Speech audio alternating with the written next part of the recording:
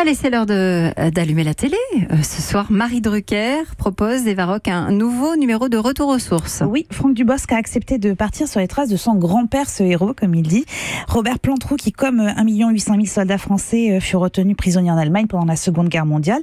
Et c'est d'ailleurs entre la France et l'Allemagne que Franck Dubosc, aidé d'historiens, va mener ses recherches généalogiques. Alors, c'est une enquête à la Sherlock Holmes, pendant laquelle il découvre notamment que son grand-père a été employé dans une usine Krupp. C'était les usines d'armement. Je suis pas déçu qu'il m'ait pas raconté tout ça. Et puis qu'est-ce qu'il m'aurait raconté? Il m'aurait raconté qu'il travaillait, qu'il fabriquait des bombes. Je pense pas que le petit garçon que j'étais aurait compris. D'ailleurs, moi, je vais voir comment je l'explique à mes enfants.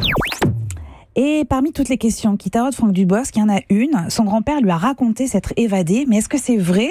Est-ce que c'est faux? Il cherche parmi tous les documents, archives, la réponse à cette question. Eh bien, il retrouve cette réponse dans les archives à Essen, la ville où se trouvait la fameuse usine Krupp.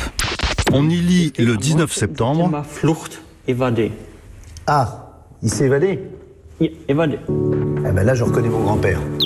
Donc, c'est extrêmement important pour lui parce que donc Robert, le grand-père, lui a dit la vérité. Mais au-delà du mensonge ou pas qu'on fait à un enfant, la vérité, elle a quand même un sens aussi historique pour le comédien. Le fait de s'évader pour ces hommes qui ne sont pas battus, en fait.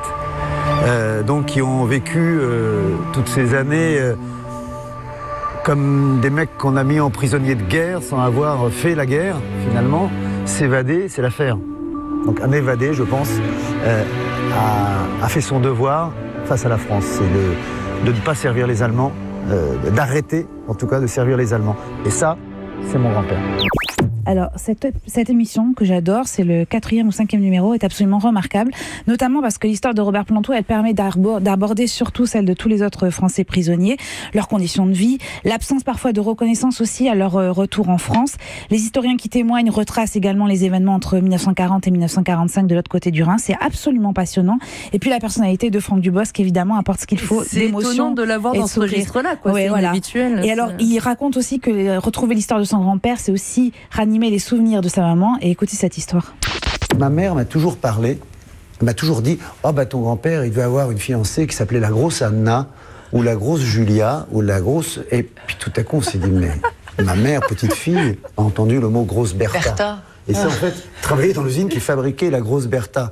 Donc ce qu'a cru être une fiancée de mon grand-père, c'était juste un énorme canon. Voilà. Et je vous recommande de regarder jusqu'au bout parce qu'il y a une fin comme un polar. C'est très très joliment fait. C'est Retour aux sources sur France 2 à 23h15. Et justement, elle sera là, Marie Drucker, tout à l'heure sur Europe 1. La productrice et présentatrice de Retour aux sources est l'invitée de Philippe Vandel ce matin, qui recevra aussi dans le Village Média les réalisateurs et scénaristes du documentaire sur le 13 novembre, disponible dès le 1er juin sur Netflix.